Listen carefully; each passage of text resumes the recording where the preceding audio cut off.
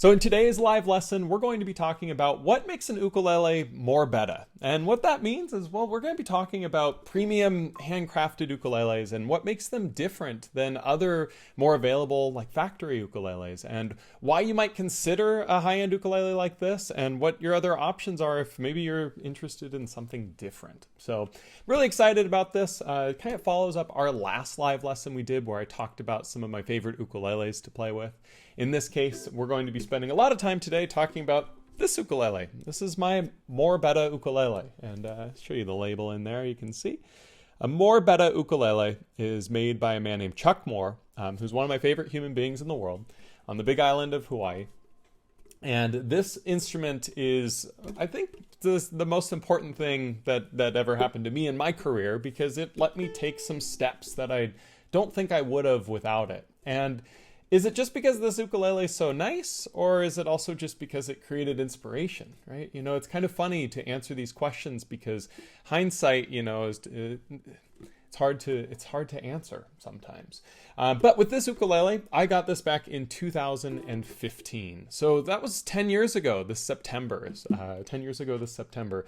And the ukulele market looked a little bit different back then than it does today. Ukuleles of this high-end were not for sale for quite as much as they are now, for a variety of reasons. One of which being, you know, Chuck has been building 10 more years now. So while this is still the nicest ukulele I've ever played, I bet if I played a newer, more Bettah, it'd be that much sweeter, just because he's gotten better at his craft, just like everyone does when they work at it. And so let me talk about this ukulele for a little bit. So when I was getting this ukulele from Chuck, my wife and I were deciding we wanted to start a family. We wanted to have one more little, almost late honeymoon type thing before that. So we planned a trip to Hawaii, and I contacted Chuck to build me this ukulele for the trip. So I got to fly out over there and pick up this instrument, and that whole experience was incredible. And what was so wonderful about it was the experience, not just picking it up, but along the way. When you work with a high-end builder like this, you end up getting pictures and a say in certain things. Certain builders will give you more of an option when you're building the uke. They'll let you choose every facet of it. Other builders want a little bit of input, and some builders don't want any at all. It just depends on who the builder is. I know that Chuck mainly builds ukuleles that are to his specifications and puts them out there now.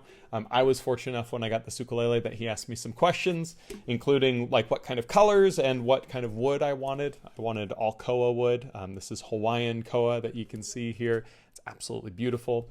I also got to request that there's kind of a red theme to it. You can see that the inlay is all in red. The fretboard inlay here is in red as well. And the binding has a bunch of these red accents all over. Even the strap pin there has some red. So I did get to have that say in it.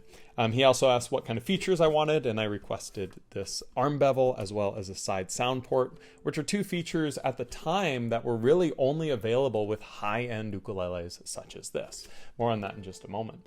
But upon getting this ukulele, it was a big deal for me. It really made a huge difference in my tone and my playing, because this ukulele was sort of my partner to take the next step on my ukulele journey. And you don't have to be at a certain level to be at that point, right? It's one of those things where everyone's journey is so different that finding that partner for you on it can be really helpful.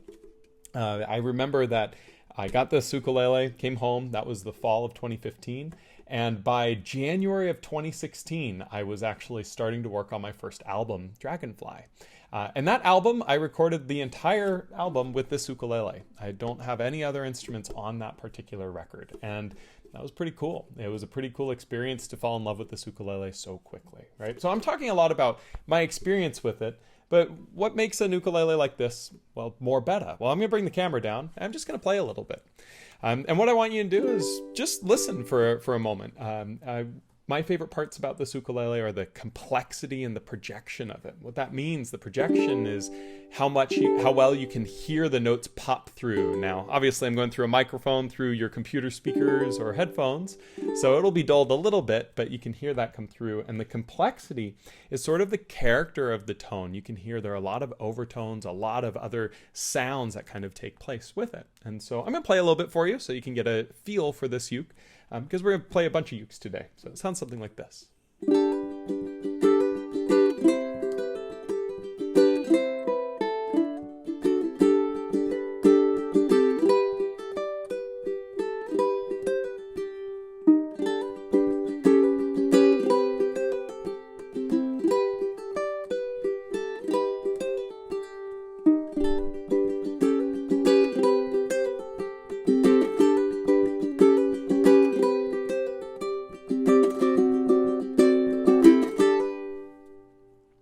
this still is one of my all-time favorite sounding ukuleles I've ever experienced. And bringing the camera back up, I've got to play many of my idols' ukuleles, and I keep coming back to this one. That being said, it's not the only tone I love, and there are other instruments that I really enjoy playing too. If you've watched many of my tutorials, you'll notice I don't use this ukulele very often in my teaching. And there's a few different reasons for that, and I'll talk about some of them here today. But this ukulele, when I got it, was a lot more affordable than they go for these days. This is about as high-end of an instrument as you can get, an ukulele from Chuck Moore. There are other brands such as Petros, Cornerstone, and Divine is another one that can offer similar types of experiences for you as a buyer of that custom high-end experience. But ultimately what you want to do is you want to find the one that's right for you. These builders all create their own unique individual sound. When I play a more Bettah, I know it's a more Bettah. When I play a Divine, I know it's a Divine. If I play a Cornerstone, I know it's a Cornerstone.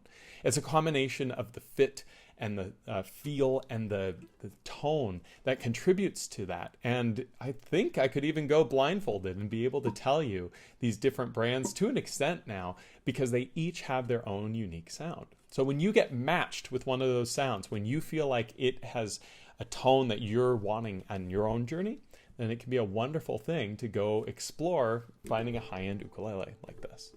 But these are expensive, and I completely understand that's not affordable for most people. It's not affordable for me right now. Again, I lucked out getting it 10 years ago when the prices were quite a bit lower. And so maybe you're looking for this type of experience, but you can't afford it, or maybe you're just not looking to spend that kind of money right now. Well, the cool thing is there's a lot of other options out there. And I want to talk about the next step below the high-end, luthier build. And what that is, if you watch many of my videos, you've seen this ukulele a ton. This has been my main musical partner for a number of years now. And this is my Kanile'a ukulele. Kanile'a is a Hawaiian-made company, just like Chuck Moore's, where it's made on the island. But the difference is this is a factory instrument. And when I say factory, what I mean is that it goes through a factory process to be built. And with that in mind, that means many hands touch this ukulele, and each one of those hands has a very specific role to be able to build this ukulele that you see here today. What I like so much about Kanile'a is that they do a factory-made instrument at the highest level. And what I mean by that is, even though it's a factory-made uke, much like other instruments that are more inexpensive, they can make their signature Kanile'a sound every time. And it doesn't really matter what the price range is, you're getting a Kanile'a ukulele. Now, the more expensive Kanile'as can sound better than the cheaper ones, for sure, just because you're getting more premium woods or whatever else. But at the end of the day, a Kanile'a is a Kanile'a and has that signature sound. And it's funny because I just showed you like the side sound port and the arm bevel of the more Bettah. I don't have these on my ukulele here, but I don't have them because they don't offer them. I actually don't have them because I had this ukulele made to be a teaching instrument. I wanted to make sure it was very clear on camera with my position. The fretboard markers are for you guys so that you can see when I'm placing a finger exactly where I'm at. And so I didn't want a side sound port or an arm bevel because I didn't want to create questions for people watching the videos. I didn't want to be answering YouTube comments asking about the hole here and the thing here. I wanted people to focus more on what I was teaching. And so if I were getting a Kanile'a just for tone, I absolutely would go for those features. And it's pretty cool that those high-end custom features are offered in a slightly more affordable price. Now, I'm not saying these are inexpensive. Kanile'a is a high-end ukulele company, and they cost quite a bit, but it's pretty cool how they can offer an incredible instrument at a pretty affordable price overall. You can spend a lot less money on a Kanile'a than you would on like a more Bettah on auction at the ukulele site, for instance. And the question becomes, well, is the tone of the more Bettah than the Kanile'a? And I think when you're going from a more Bettah to a Kanile'a, it becomes less of a one's better and one's worse, and more they're just a little bit different. And so there are things that I like more on my Kanile'a and other things I like more with my more Bettah. So let me play a little bit. I'm going to bring the camera down. I'm going to play the same thing I just played. And at the end, I'll play it back to back on the different ukes we talk about here. But here's that same piece I just played on the more Bettah.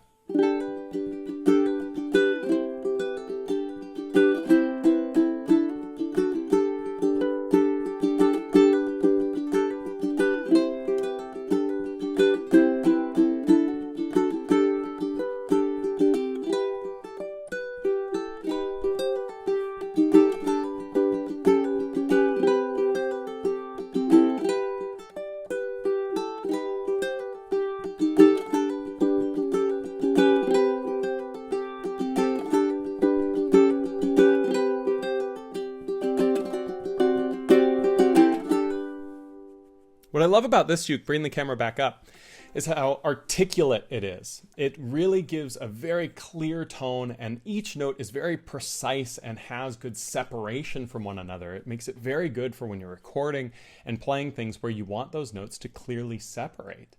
I think my more Bettah is a little bit more complex with that. And you could use positive and negative words with this, right? You could use complex as the positive word, and you could almost use muddy as the negative word. Now, I would never describe my more Bettah as muddy. You'll never hear me say that. But that's a way that you can think about these things. This is very articulate. You could also describe it as a bit more simple, right? But it's all about what you need it to do. And in the case of this for teaching, I love having that articulation. Now, this ukulele has spruce and koa. So a lot of people might think, well, the spruce is surely what's going to give it its articulation, right? And absolutely, it does contribute. The wood that's used on an instrument makes a huge difference.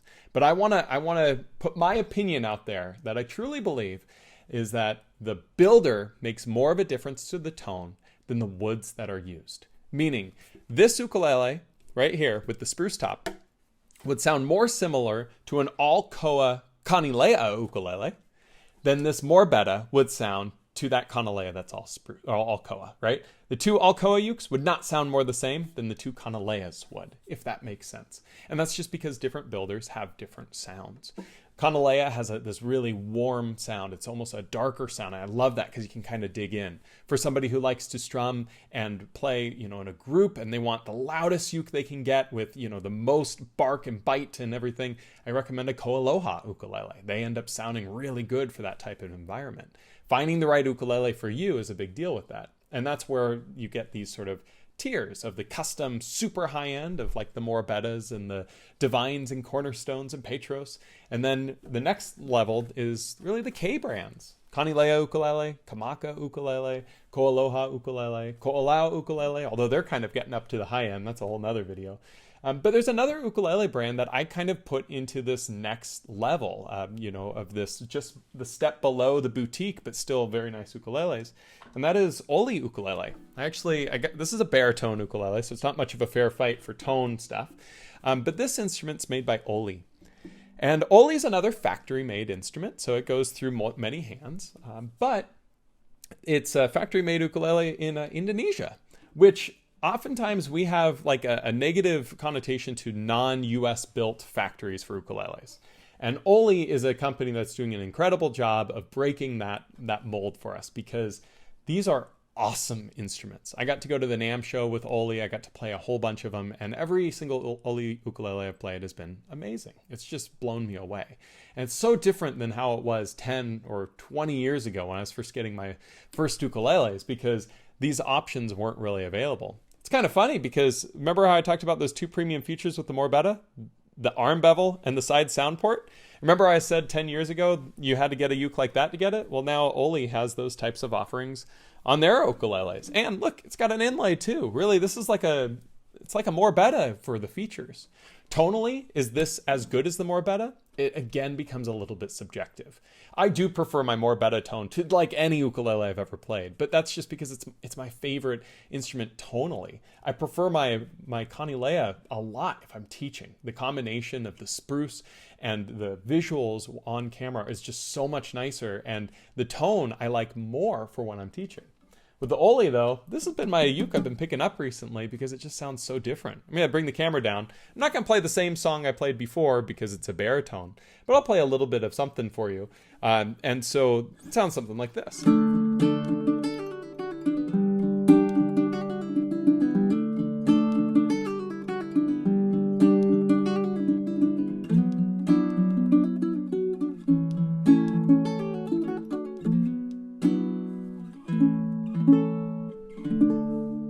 It's just such a beautiful...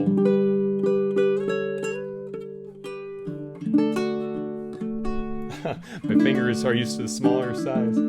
Jumping between baritone and tenor is an interesting thing. But I love the tone of this uke. And all the Olis have really blown me away in that way. It's been a high-end experience at a much more affordable price. So is this ukulele, a fraction of what this one is? I wouldn't say so. But is this one nicer than this? Well, I mean, I do think that my Bettah is a nicer instrument than my Oli or my Kanile'a, but it kind of better be, right? For the price difference and everything. But that doesn't mean that the Kanile'a and the Oli and other ukes aren't amazing pieces of music making art, right? And I want to talk about that for just a moment. When you have an ukulele that goes through a factory, you usually end up getting a very consistent and clean build. This Oli is a very clean build. This Kanile'a, same deal. Like it's perfect. Like every single thing about it is just immaculate, right? And my Bettah is too, right? But only one person built this uke. And when you get those more boutique, those more high-end ukuleles, and it's only been one set of hands that made it, you start to notice little things, especially when you look at it compared to other ones that builder has built. This Bettah is a little bit different than other Bettahs, because every single Bettah is unique. Because Chuck is not just an ukulele luthier, he's an artist. And when he makes one of these instruments, he's making a piece of art. And if you think about it, like you could go buy a poster for $10 and, put it in a frame and hang it on your wall. And that poster could be of your favorite piece of artwork and put it on the wall and you're done, right? Versus you get the original of that favorite piece of artwork, you put it in a frame, put it on your wall. Well, functionally speaking, when you're just looking at it, they're going to do the same thing, right? But knowing that that piece of art is in your home can be a special thing. And that's one of the biggest things I think that's a selling point of high-end boutique ukuleles is you're not just buying an instrument, you're buying a piece of art. This thing I could hang on my wall and enjoy in a way that few other ukuleles can. I'm not saying the Kanile'a and the Oli don't look awesome, but there's something special about it being through a set of single person's hands. And that's one of the biggest differentiators, I think, between these high-end ukuleles and the next steps as you go down. That's not to say that this is not a piece of art, because it is. Look at this wood. Look at how incredible this is. This is the greatest piece of koa I've ever seen in my life, and this is on my Kanile'a, right? These are incredibly special instruments, but they're just a little bit different. Oli too, absolutely beautiful cedar with ebony. Like, look at that. That's absolutely a piece of art. It's just different. It's different things for different roles. And the Bettah, being that more boutique instrument, has a different sort of feel. Now, all this being said, I got one more uke I want to play with today and show you. It's this one. I just got this at the end of the year. This is a kala. I say that with like a surprise voice, not because I don't think of kalas as, good instruments, especially for the money, but because when I was learning to play, Kala was a new company. Actually, they started a couple of years into when I started learning. And if you told me, 20 years later that Kala would have a spruce top, rosewood, cutaway, arm bevel, slotted headstock tenor on the market, I would not have believed you. Because these features on this ukulele are premium features. These are features that really the boutique ukulele market kind of pioneered, and now companies such as Kala, Kanile'a, and Oli are all using.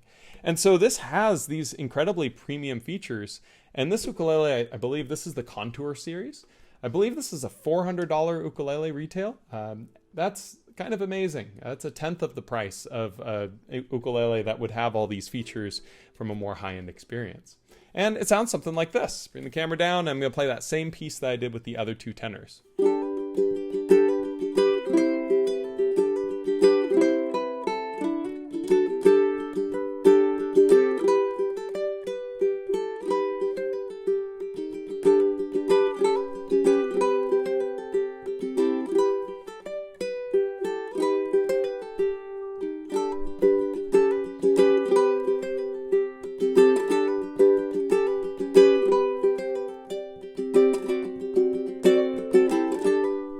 Sounds pretty good. Does this sound as good as the Kanile'a? No. Does this sound as good as the Oli? No, it doesn't. And that's okay, because this ukulele is like a quarter or less than the price of like a nice Kanile'a, right? And so is the Kanile'a 4 times the instrument that the Kala is? That's a harder question to answer. I don't think it is, but at the same time, this ukulele, while absolutely awesome, and for anyone that's in this sort of price range, I can't recommend something like this enough, especially if you're able to get it with a good setup. Buying it from a store such as the Ukulele site or Mims Ukes makes a huge difference to getting an ukulele that's really well set up, that won't buzz, it'll play great. That's a huge deal with these more, affordable options. But all that being said, I recommend my students buy the nicest ukulele that they can afford comfortably. And the reason for that is because when you are playing the instrument and you're trying to grow as a player, having an instrument that is better than you are is one of the best ways to be able to grow as a player. I'm not saying this is not a wonderful instrument, because it really is. Like, for $400, the tone with this, it's really impressive.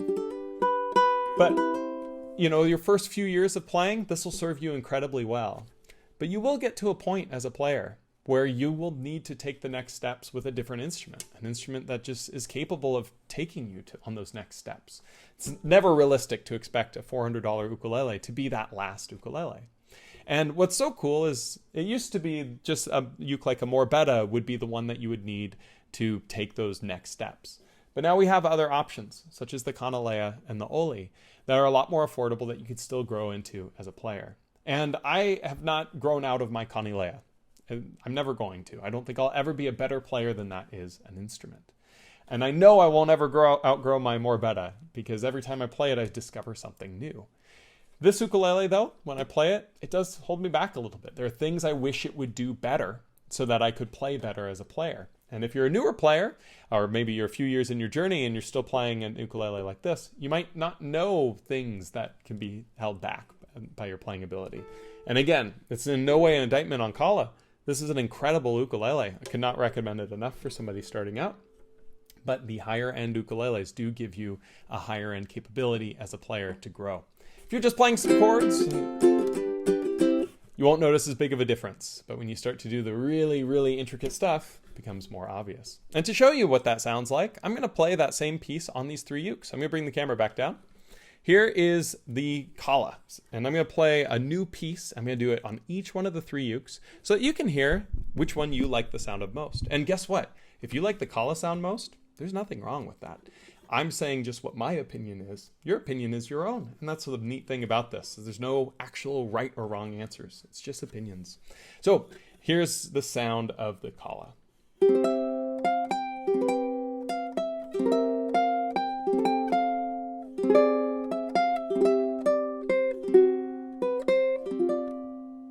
Okay. Here is that same piece with the Kanile'a.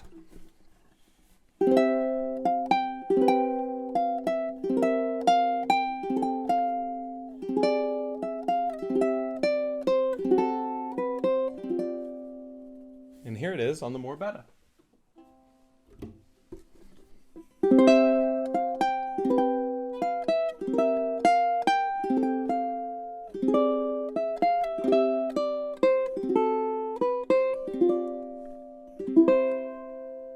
This ukulele is very special to me. And I don't think I'd be sitting here, bringing the camera back up, if it weren't for it. And I think that's another thing that you want to think about when you're thinking about high-end ukuleles and experiences is, if you're able to get an ukulele and, go out and pick it up and things like that, it can create an experience that you'll be reminded of every single time you look at that instrument. Kanile'a has a wonderful experience where you can actually buy a follow along when your instrument's being built. So when you're buying your custom uke, you can add this as a little add-on, and they document the whole process for you. And then you could fly out to Hawaii and pick it up. It doesn't get much cooler than that. And that type of offering is typically with these more Bettah, more boutique instruments, and companies like Kanile'a are now offering that at more affordable price ranges, which is really, really special and neat. And if you're just looking for features, we now have affordable options on the market that can give you features like a cutaway, an arm bevel, a side sound port like on the Olis, the slotted headstock. It's pretty amazing what the ukulele world looks like right now. So to answer the question of, is a boutique, handcrafted ukulele worth it? It's kind of up to you. For me, it is. This more Bettah was absolutely worth it. If I had to buy one on auction at the ukulele site, well, I couldn't afford it. So I feel very lucky that I can do this. But I also teach ukulele for a living. And, we're not known for breaking the bank on that. So if you're in the position where you can afford an incredibly high-end ukulele and you feel like you aren't deserving of it because you're not good enough yet, or you're not far enough along on your journey or whatever else, to all that, I say, forget it. It's your journey. No one gets to decide if you're ready for it other than you. And I recommend you go for it. If you are serious about the instrument and you have the funds to be able to do that, go for it. There's nothing wrong with that. If you're somebody who can't quite afford that, I strongly recommend checking out brands like Kanile'a and Oli and Kamaka and Koaloha to give you an instrument that you can grow with as a player. And if you're still not there yet, there's some amazing options made by companies such as Kala that have a lot of features without making a lot of dollar signs to get there. So I'm going to open up to questions now. This has been kind of a fun thing to talk about. We had a couple other questions on the forums. We do these every second Tuesday of the month at 2:00 p.m. Pacific time. This month we had some technical problems, so we're actually doing this on the Thursday. But I'm going to go ahead and answer some of the questions that were here. It looks like there's some in the chat. Andy says, lucky for me, the date was changed. Couldn't make it on Tuesday, but can today. Great to see you. Aloha to MJ. Aloha to Aline. I think that's how you pronounce your name, right, Aline? Please correct me if I'm wrong. Rebecca says, where can you try a variety of brands in mainland USA? Great question. So unfortunately, sales in the ukulele world are down a little bit because they're down in every hobby. It's kind of a post-COVID letdown type thing. I'm also love skateboarding, and we're seeing the same type of decline in sales. It's just across the board. And the reason I bring that up is some stores are not carrying as many ukuleles because of that, which is tough. There are some great stores that exist in California. There are lots of them in the Bay Area as well as Southern California. And then otherwise, I would just try to look up a store that's near you and see if they have some of these nicer instruments. It's tough. The reason why I recommend Kanile'a so highly and why I believe in their product so much is because I know exactly what you're getting when you buy a Kanile'a. Their consistency is unbelievable. They are so consistent. Every single Kanile'a sounds and feels like a Kanile'a, and it's a very high-end experience. So for most of my students that can't try out a nice ukulele, I recommend them Kanile'a for that reason. Otherwise, when it comes to really high-end instruments, unfortunately, you can't really try them out. You just kind of have to take a little bit of a leap of faith. That's where videos can be so helpful. The Ukulele Site podcast is a phenomenal resource to be able to hear what different instruments sound like, played by Corey and Calais. Doesn't get better than that. And then otherwise, it's just where you can find it.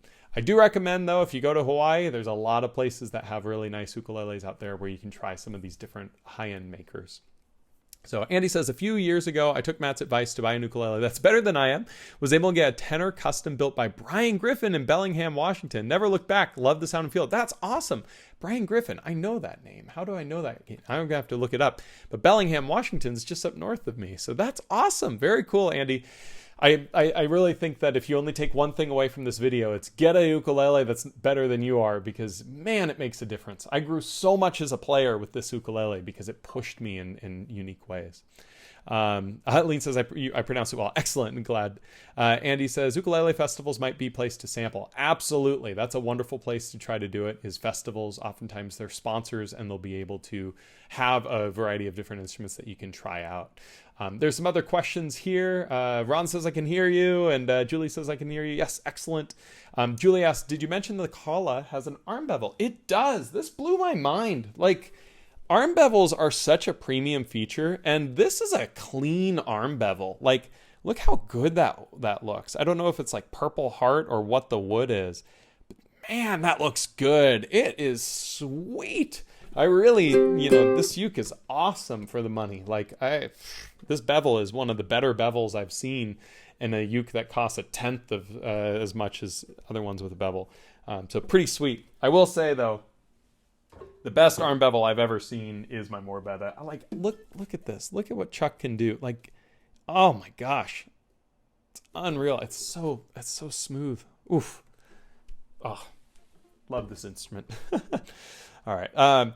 David Shepard says, not on topic, but thoughts on a radius fretboard. Does it make a difference? Not a feature to be found on mid-range instruments. Yeah, great question. Oli has radius fretboards. So their instruments, you can see, has the radius. If you look at the bridge, you can see it looks a little bulbous or radius. Let's see if I can... Not sure if you can see it there, but Oli ukuleles are radiused. My Bettah is not, although he does, I believe, offer a radius on some of his instruments. I don't know what he defaults to. Mine is a flat fretboard. My Kanile'as are also not radiused. I personally prefer a non-radiused fretboard because of technique. Not because it builds bad technique with radius, but because I do a lot of this strumming style like this.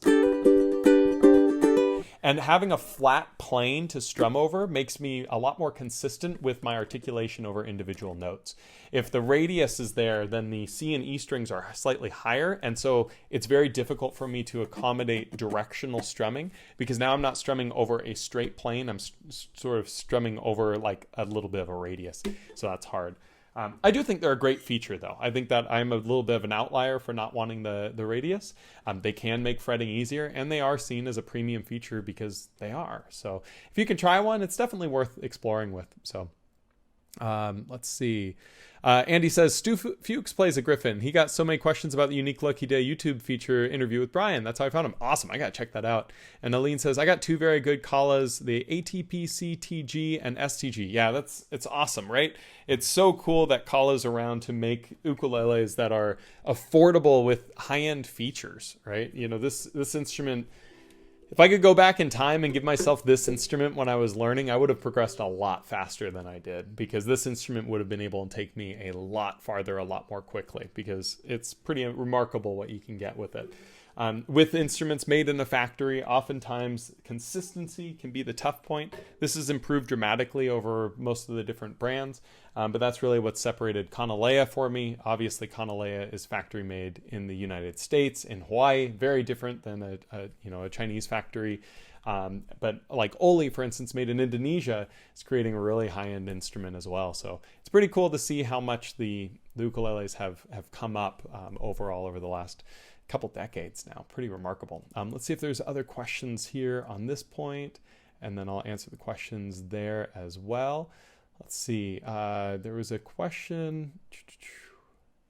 No question there with that. Let me just looking through, kind of reading. The question on the radius we got through. Let's see if there's, here's one on the Rock Class 101 forum. From the Bumblebard, quite an intriguing topic. I have a somewhat biased opinion, as I've never played an ukulele that costs a fraction of that price, but I feel even if an ukulele like that is objectively better quality than others, which I'm sure they're excellently crafted with high quality materials, what makes an ukulele better is very subjective. Yeah, I agree. It is a very subjective thing. I do think that there are objective measurements that you can take and apply towards ukuleles. You know, the sustain of an ukulele is a pretty objective thing. Elements of tone can be objectified, but ultimately that is a subjective measure of the quality to the individual, right? And what I mean by that is my Oli ukulele has the most sustain of any uke I own. It just rings for days, right? A banjo player is not looking for sustain like that, right? So that would not be seen as a positive attribute for that instrument, right? And so that's the thing. All of this is subjective. To me, my subjective opinion is that this is an amazing instrument, and I feel very fortunate to own it. And I think anybody that gets the chance to get a high-end ukulele and can reasonably do so, it's worth it. At the same time, though, is this ukulele, twice the ukulele this one is? No, I don't think so. Is this ukulele twice the ukulele this is? No. Is this ukulele, like 4 times the ukulele, four times this one is? That becomes a little more subjective as it goes. I think that with each step, it's a little bit lessened, but yeah, it's finding the right tool for you on your journey. And that's where the subjectivity comes in. And I will say that you might think you don't need a nice ukulele because you're not good enough yet or whatever else, but oftentimes we don't know what we don't know. And sometimes getting that nicer instrument is the thing that we needed to start understanding things that we couldn't with a more inexpensive one. But ultimately, it is subjective. And this is just my opinion with it. So it's totally fine for you to do with whatever you'd like with this opinion, because there are some incredible players playing instruments that are not super expensive high-end ones who get incredible tone. So, what's any of us to say with that? So, well, it looks like there are no other questions, so I guess we'll wrap this here. Andy says, having a really good instrument is inspiring to work to play better. Yeah, absolutely. I mentioned that a little bit with the more Bettahs, how inspiring it was with that experience. I experienced the same thing with this ukulele. Whenever I'm teaching, whenever I'm creating stuff, I'm so excited because this ukulele makes it look so good on camera. Bring the camera down, right? You see how there's no glare? You see how clear everything looks, right? This ukulele was made to be a teaching partner, and it's my best friend. This ukulele is terrible for lessons. Look at the light there and the light there, and you could see your reflection in the screen. Like my hand doesn't look as good on the koa as it does spruce, right? This ukulele is not good for lessons. That doesn't mean it's not an absolutely awesome uke, right? It's different tools for different jobs. I'm always inspired to play this thing, and anytime I open the case, it's still gives me some of those butterflies I got the first time I ever got it. And that's a special thing. So it looked like there was one more question that popped up in the chat here. Let me just open that real quick. Make sure. Sorry, it's taking 1 second here, but it looked like David asked one more question. When I got my most recent Ohana Solid Koa ukulele, I said, it won't necessarily make me a better player, but it definitely makes me want to be a better player. That's a cool moniker, but I don't sell it too short. I think it will make you a better player. What I mean by that is things that you do as a player right now with instruments of a lesser quality, you're playing around those weaknesses of the instrument. And as you progress, you're able to do things that the instrument facilitates, right? The easiest analogy here is like if you're trying to go as fast as you can in your car and you're driving a Prius and then you hop in a Mustang. Like the Mustang's going to go faster. Now, does that make the Mustang a better car for everyone? No, not necessarily. But if you're trying to go faster, it's going to be better for doing that. That's just subjective, right? And it's the same type of thing with tonality with high-end ukes. Like, no matter how I set up this ukulele or how it's set up, this instrument will not facilitate for me certain tonal elements that like the more Bettah will. And that's, again, not an indictment. I, again, think this is an incredible instrument. It's just there are certain things I'm looking for that this one wouldn't be able to give me. And that's okay. That's kind of how it should be, right? And so again, like I've been keeping this one upstairs. I've been playing more because of it, because this is awesome to be able to play for $400. But at the end of the day, you got to look at what you're trying to do. If you're just trying to get from point A to point B, then the Prius is great. In fact, it could be better in some ways, right? More fuel economy, in this case, more price economy, right? But when you're trying to go fast, you want to make sure you have the right tool for the job. In this case, for me, having the more Bettah and the Kanile'a provide that tool for me to grow as a player with my tone and my music ability. So, well, awesome. Well, thank you guys so much, everyone, for coming out. This has been a lot of fun of a discussion.